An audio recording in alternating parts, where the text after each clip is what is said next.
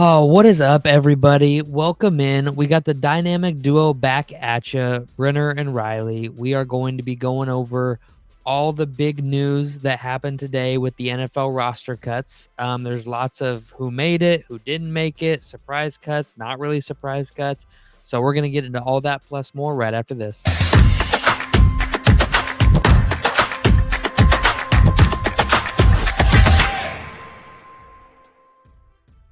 All right. We have a lot to get to here. It's going to be a real packed in episode of the Wide Eye Sports Show that you all love to watch. So before we get into it, though, I just want to say we're still doing the 50 like giveaway. So anytime a video gets 50 likes, if you're one of the people who like that video, you're automatically entered in to a giveaway. It won't be a big gift. It'll just be a small, maybe it's a gift card, maybe it's a mini helmet, maybe it's some other memorabilia that you might like. We'll workshop the gift ideas, but it'll be good. And then as we increase, we will increase the gift size. So that will all happen shortly. So yeah, just give us a subscription. We love that. Thank you very much. Other than that, let's get into it. Yep. 1,184 men were cut from NFL teams today. Is that the number? That is the number. 1,184 cuts. Oh. Every year there are 1,184 cuts. You have to go down to your 53-man roster, and that had to be done by 4 p.m.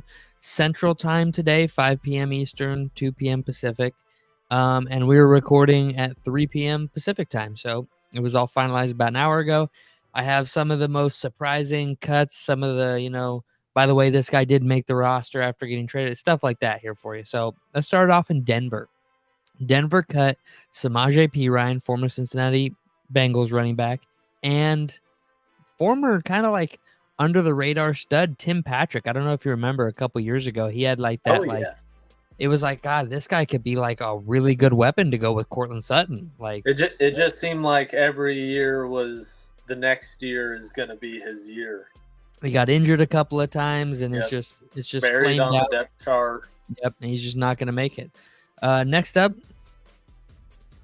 your own Minnesota Vikings. They cut Kene Ngangwu. He was a all-pro kick returner his rookie year. Didn't ever really do much after they got rid of the kick return, really. And then I thought for sure he was a lock to make the roster with the kick return coming back, but he gets cut. And then Lewis Cine, 2022 first-round pick. Lewis Cine cut by the Minnesota Vikings. Had a gruesome broken leg in London his rookie year and just never was able to bounce back from it. He's a very downhill aggressive safety, and he just doesn't really play the same now. So that sucks, but he was cut by the Vikings. Green Bay, they traded for Malik Willis.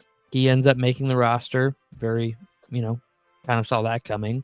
But Andres Carlson, the brother of Daniel Carlson, the Las Vegas Raiders kicker, former Minnesota Viking kicker, he was cut by the Packers today, making Greg Joseph, former Minnesota Viking again, the new kicker for the Green Bay Packers. So naturally, he's going to be really good. He'll have 2 60-yarders that just bury us in the most painful way possible. I think he had 1 61-yard kick his entire tenure in Minnesota. In like 4 seasons, he had 1 60-yarder. So naturally, he'll make 2 against us this year, obviously.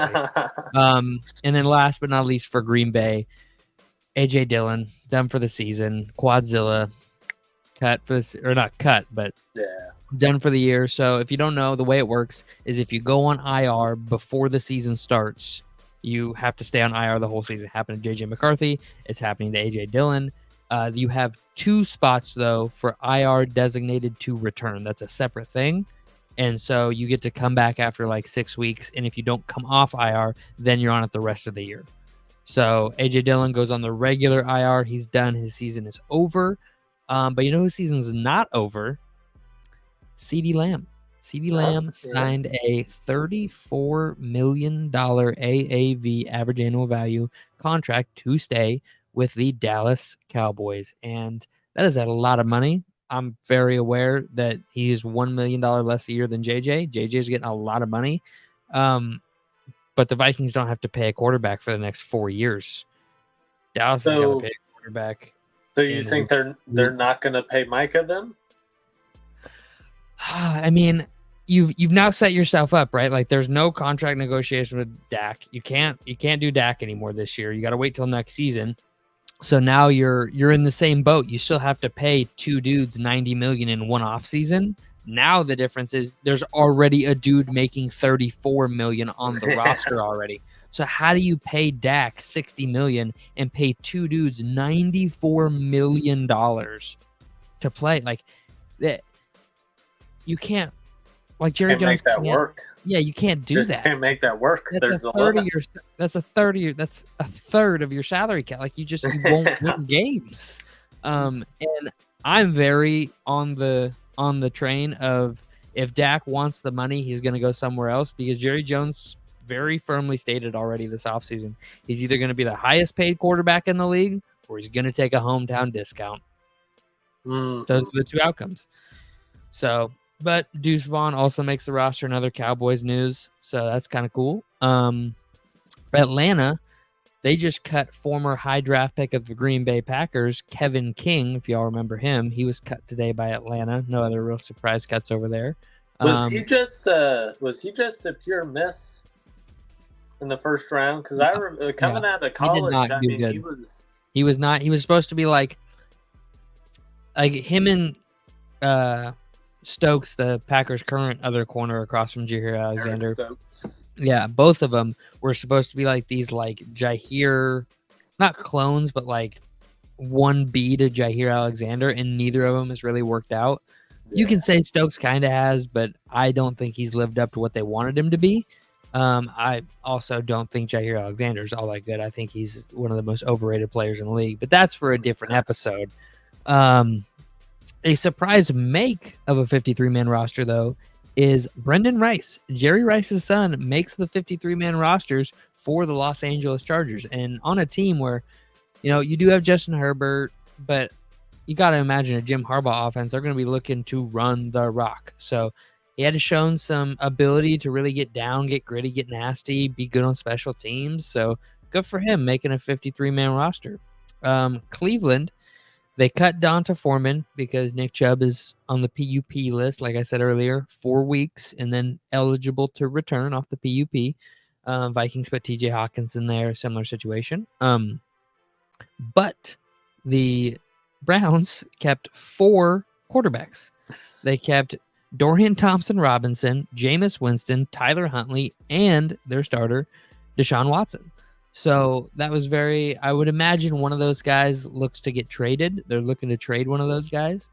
So I'd be very shocked if they just ran 4 quarterbacks all year. That would be a kind of a wasted roster spot, in my opinion. The Donta Foreman cut kind of surprises me.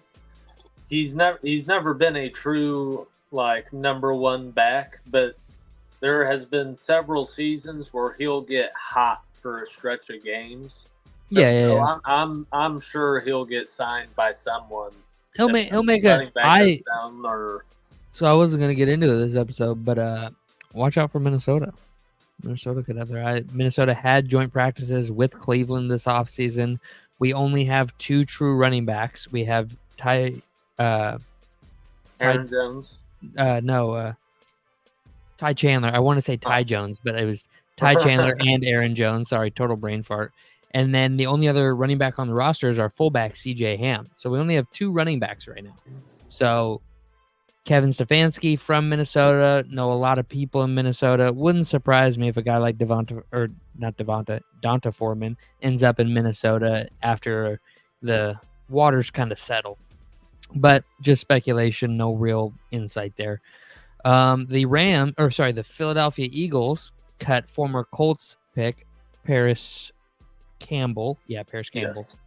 Yes. So he gets cut. He'll probably make a practice squad somewhere. I would imagine he's a decent player. He'll probably, unless he's just had a rough string these past, 9-8 months, I think he would definitely make a roster on some team, or at least a practice squad, I would imagine. But Is there a age limit for practice squad players, or like experience cap or something? You have to be in the years league. I don't think so. I don't think so. I think there is with paying practice squad guys. I think that's where that comes into account. But I don't think just being placed on the practice squad. I think you can place anybody on there. Okay. The Rams did trade Ernest Jones IV. That was a couple days ago, so that officially goes through. Kansas City, back-to-back world champion Kansas City Chiefs, cut Kadarius Toney in a huge upset for the rest of the AFC. I mean, huge blow to the AFC right now. I mean, Kadarius Toney was the only thing really handicapping the Chiefs for like half of last year. I mean, and they just let him walk. So a lot of the insiders, Ian Rappaport, Field Yates, those guys, they all are claiming that there's a lot of interest from other teams. Now, I don't know how you could have interest in a guy who has lost Patrick Mahomes games. Like, he has been the sole reason Patrick Mahomes lost a game. I don't know why you'd want him catching from your quarterback, who isn't as good as Patrick Mahomes, but who am I to judge? Arizona cut Desmond Ridder after trading for him this offseason. That was kind of a surprise to me. Yeah, usually when you trade for a guy, you throw him on the roster anyways, like kind of an ego move. But good on them for not having the ego to be like, no, he's staying regardless. So props there to Arizona. Carolina cut former second-round pick Terrence Marshall out of LSU, which kind of surprised me. I had real high hopes for this kid coming out of college. LSU wide receiver. I mean, when was the last LSU wide receiver that didn't do well, really? I mean, you got Justin Jefferson, Jamar Chase, Malik Neighbors, Brian Thompson Jr., and those last two aren't like, haven't proved anything yet, but they have high standards. Carolina took a receiver this year, didn't they? Yes. The kid with the real Xavier Legette. Thank you. Yeah, Legette. Xavier Legette. Got the traded for Deontay Johnson, and they've got Adam Thielen. Mm-hmm. So you got to think they had other guys they were wanting to get those reps instead of Terrence Marshall. Yeah. I don't know. I'd have to look at their depth chart just to see who all got, but they have definitely surrounded Bryce Young with a much better team this year. And why would he not succeed is what I want to know. With Dave Canales there, now you got a quarterback guru in the building. You got weapons. The offensive line got better. It's not great yet, but it's top 20 now instead of bottom 3. So I would really like to wipe Bryce Young's first year and count this as his rookie season, if that makes sense. Like, just ignore it. It's kind of the same thing with Trevor Lawrence. Wipe the first year off the board. This is his rookie season. And I was just about to say something along those lines, too. Yeah. The first year was just a complete train wreck. Nobody knew what they were doing. He was given no help. And that may have fried him. Guy like Sam Darnold. That fried him for a long time. And we're going to see. We're going to see if he can come back. I mean, this was not a little before my time, but was it David Carr? Wasn't he good coming out of college, and then he got sacked like 60 times his rookie year? No, he was about as good as Derek was. He was about as good as Derek. He was prospect better. Like, as a prospect, he was better, but he never played as good as Derek. He just wasn't an NFL quarterback. He just never made the transition from NCAA quarterback to NFL quarterback, and that's just how that goes. There's guys that don't do it. There's guys that do it, obviously, but no, David.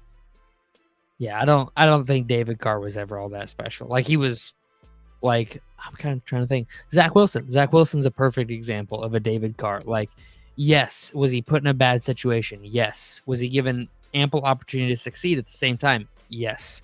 He had a good defense behind it. He had opportunities, but they never really. They were very abysmal opportunities, but he never latched onto them at all, right? Like, he never, he just was like, not my fault. And so, at a certain point, everybody has the response. Like, for instance, a Geno Smith, right? Like, instead of just saying, not my fault, he continued to work, made practice squads, was a backup, got a starting job in Seattle. Sam Darnold, Baker Mayfield, those guys who it doesn't work for them at first, but they keep trying over and over until it does. They don't just blame their situation and go, not my fault. So, and I'm not saying David Carr did that like in the public media, but you could kind of tell that was his mindset of like, what am I supposed to do with this garbage? Like, how do you expect me to win? So, I don't know. I'm not talking bad on David Carr. He's a good guy. He's a good analyst. Just kind of my outside in perspective. I did have one last cut. The Patriots cut Billy Zappi or Bailey Zappi. I said Billy Zappi, Bailey Zappi. Other than that, expect a lot of these names to either make another roster or make a practice squad. All these guys enter waivers. All waivers have to be in, like all waiver claims have to be in and submitted by noon on August 28th. So that's in about 21 hours from when we're recording this. So by the time you're seeing this, it may just, be done or just before. So yeah, there's 16 practice squad spots on each team. A lot of these guys are going to get, shuffled on there. And a lot of these guys are going to circulate through the waivers, not get picked up, and be on the practice squad of the team they got cut from. Because that's what a lot of these teams want, is they want those guys back. They know the system. They know the reps. They know the guys. They know the coaches. So they want those guys back in the building. They like them. It's not personal. It's just you only have 53 spots. Just what it is. So I would expect a lot of these guys who got cut to get claimed by a team at some point this offseason. Any names that really stood out to you there, Riley? Anything that you just got to get off your chest about? Any Bears cuts I didn't mention? No, all the Bears cuts were pretty. You knew that guy was getting cut. Yeah, pretty standard. But one that Caleb did Williams? shock me. Do you remember Justin Ross, the wide receiver out of Clemson? Justin Ross? Yes. No. So he was picked by the Chiefs 2 years ago. Justin Ross. He broke his leg his senior year. He had a first-round grade on him, but broke his leg. The Chiefs got him in like the 5th round. He spent his whole rookie year on IR. It's Justin Ross, Justin Ross. Oh, Justin Ross. Yeah. It is? Yes. I can't. Hold on. I can't find him on Pro Football.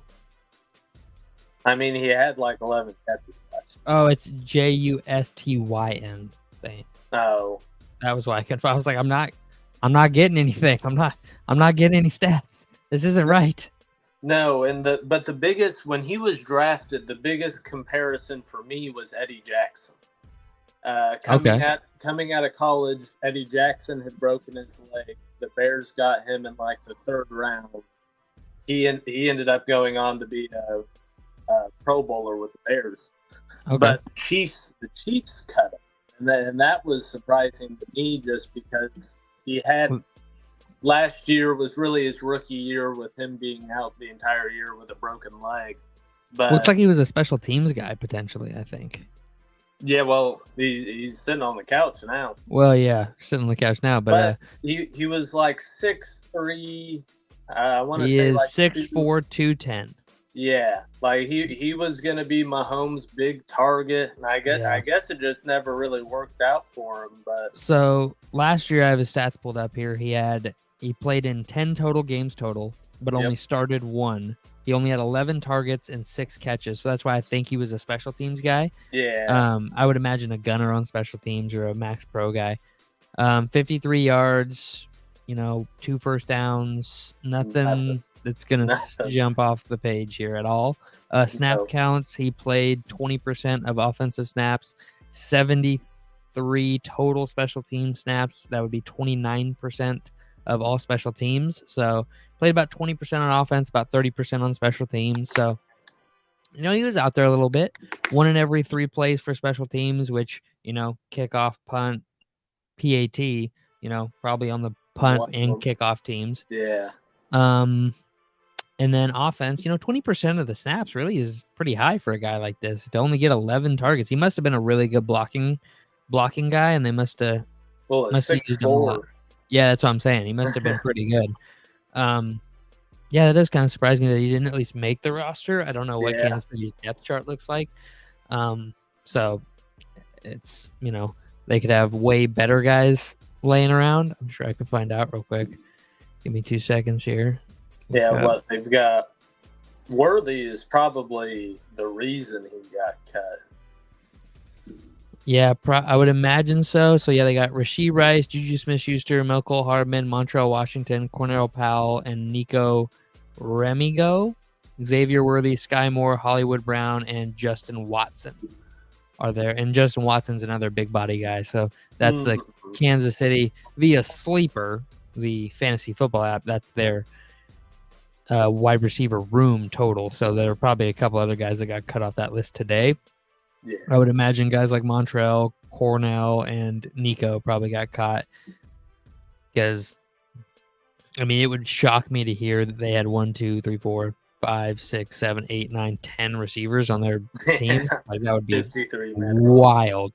So yeah, but that's really all I got. You got anything else? No. All right, ladies and gentlemen. Well, like I said, subscribe to the channel. We appreciate you sticking around to the end. Make sure to check out our channel for all our other videos, including our week-to-week breakdown of the entire 2024 NFL schedule. We'll be doing this week is the final week, and that's week 18. So you can go out. We got a playlist on the channel where you can go all the way back to week 1 and watch the whole thing. And then during the regular season, we'll be breaking it down in a segment each week after the week. So after week 1, we'll go back and look and see what did we think was going to happen back in May when we did week 1, and we'll kind of compare. So other than that, we'll see y'all next time. Peace.